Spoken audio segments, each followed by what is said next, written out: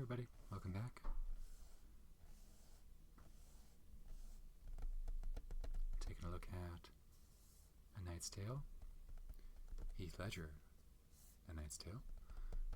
This is the 4K release. It's also a steelbook, and I don't think it has a standard release, at least yet. This came out a few months ago, and I'm pretty sure currently it's a steelbook only. And this is a Sony release. The steelbook has a matte finish, and if you're into steelbooks, there's no embossing or debossing or anything like that. So here's the front, and then we have the spine here. I was fortunate to, it's really blurry, oh my goodness. It definitely says A Knight's Tale. Oh yeah, that's a weird effect, huh? What's going on there? I don't know. And then we have the back. Well, as I was saying, I was fortunate to get a spine slash. A lot of times people opening the box, they use their box cutter and they cut through, and then it cuts the steelbook, and you get like a scratch from a razor on the spine here. Then we have the cast in the back, nearly the full cast. It is missing Rufus Sewell, which makes sense considering the character he plays, but majority of the cast is here. And so no continuous image, like sometimes these steelbooks will have an image that continues from front to back, but nothing like that here. Still not bad though. Let's take a look at the inside. So this does, at least it did. There was a digital code in here. I must have plucked it out and put it somewhere. So there is a digital code. It is the 4K release. You can see that 4K disc here. And then we have the Blu-ray. So it comes with both. Sometimes the Blu-ray tends to be dropped for some of these releases, but this one does come with both. And there's some inside art here as well. Just, it's hard to get out. There we go. So a pretty good image there. And that's Heath there. I don't know who that is. It's not the villain, just one of the many jousts in the movie. And it looks like the Blu-ray only has the theatrical cut, because I just see PG-13 on it. And then on the 4K, it says PG-13 and unrated. Yeah, so extended cut, unrated. So it comes with both cuts. I haven't seen the extended cut, but they do have both cuts here on the 4K at least, which is nice too. Sometimes I feel like the additional cut they put on the Blu-ray only, which is kind of lame. And I do have the J card handy, because this was something I recently picked up and it hasn't gone in the closet yet. This was, I'll just move this over here for now. This was something I got when I was in the States, because as far as I can tell, it's just not available in Canada, or at least they haven't bothered with. At least I've seen on the typical Canadian storefronts I visit. I haven't seen this one. Just seeing if you guys can see this, and the answer, as always, is no. Maybe if I lift it up a little bit, maybe, perhaps, a little better. Nope.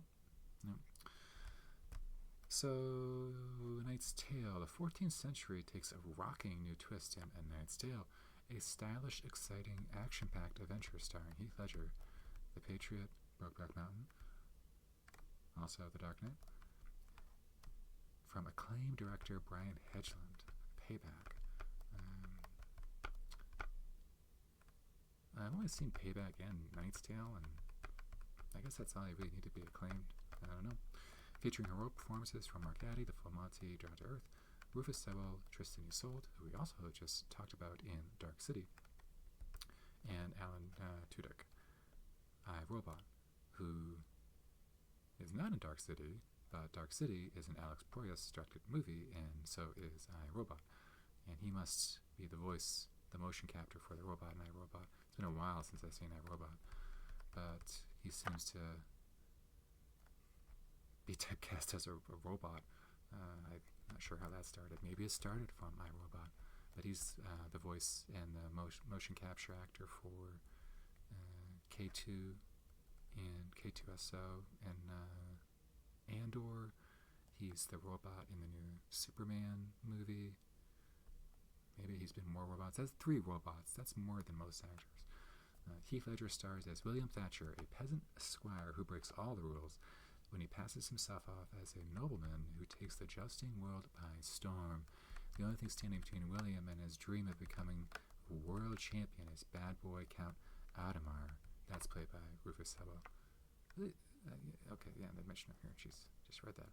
When the 2 rivals go lance to lance at the world finals to determine who will be named the ultimate champion, you better arm yourself and hang on tight for the thrill ride of your life. Wow, okay. I don't really think you need to brandish a weapon while watching this movie, but they seem to be suggesting it here. So yeah, some special features on the Blu-ray only. There's new deleted and extended scenes. So those scenes must be extended from the extended edition. I guess even extendier scenes. Commentary from director Brian Hedgeland and actor Paul Bettany. So Paul Bettany's not noted here, which is a little strange considering how prominent his role is in the movie. And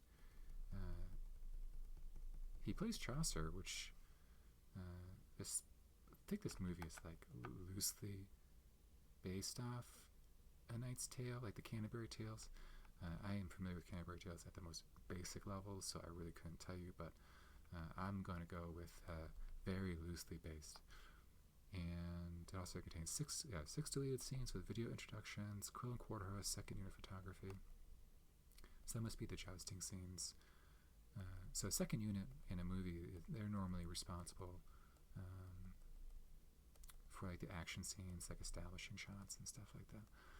Gag reel, featurettes, Robbie Williams and Queen, We Are the Champions music video, and domestic and international trailers. So that's a pretty good selection of special features there. So if you're like a big fan of the movie, go ahead and take this. Don't need it anymore. Put this over here. Flip this around. So this is a pretty strange movie. I do enjoy it now. The most I enjoyed it was actually probably just recently watching it the 4K. For one, it looks awesome. Like, if you are a fan of this movie, this is one of the best 4Ks I've watched this year. It's just a really phenomenal transfer. I was really surprised by how great the movie looked, and I don't remember it being that much of a looker, but it really shines in 4K, especially like the color palette. I really was anticipating. There's a lot of like earthly tones in this, greens and yellows, with the occasional like steel, and the greens especially are they're very enchanting.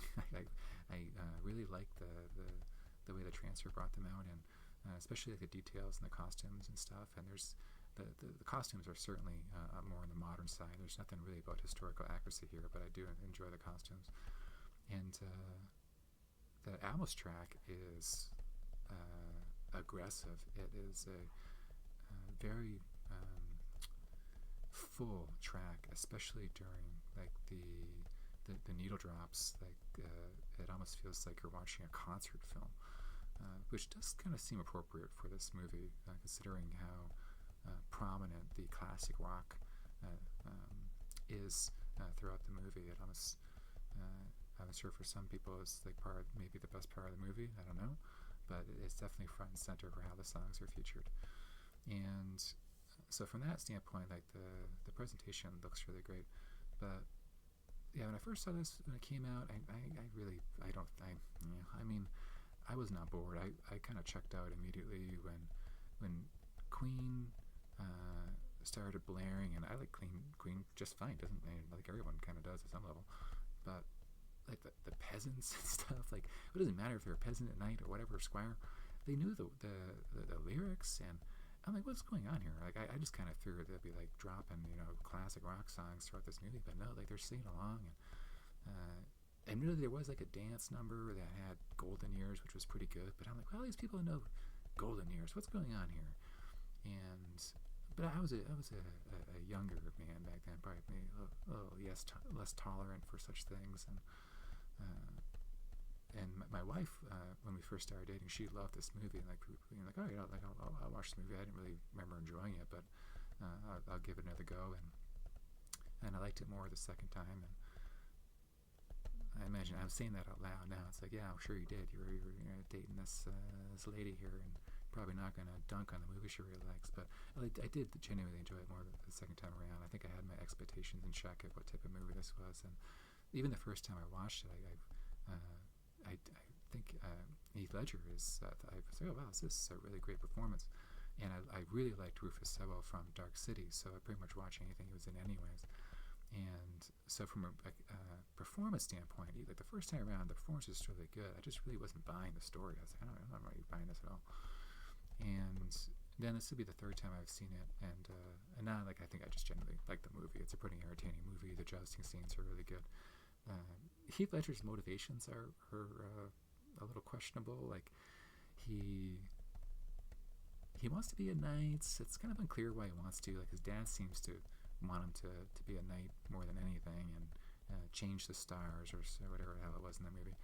And then he becomes like, so he does lie. I mean, he's lying. He's like, I'm not a knight. He's fine with forging his identity and becoming a knight, and he wants to be a world champion. But then like there's this really pretty lady, like, oh wow, this lady's jawline's incredible. I gotta get with this woman. And his motivations kind of shift from I want to be world champion to I want to get with this lady. I mean, world champion would be nice, but at some point he makes a decision where I'd rather prove my love to you than being world champion. And I guess that's, I don't know. I don't know about what knights are sworn oath by, but sure, okay.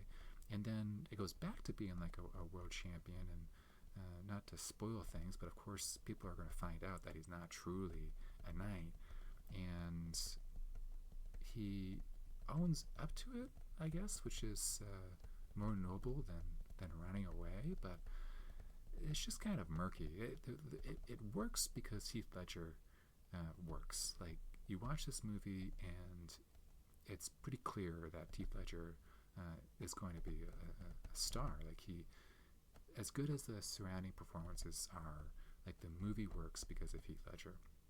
He's just a really charismatic, likable actor. So when you're watching it, it's like, this guy's kind of a whiny brat, but you're just like, all right, well, I like this guy, so it doesn't really bother me as much. I think if it was a different actor, and I really can't think of another actor right this very moment, but I still think the movie would work as well.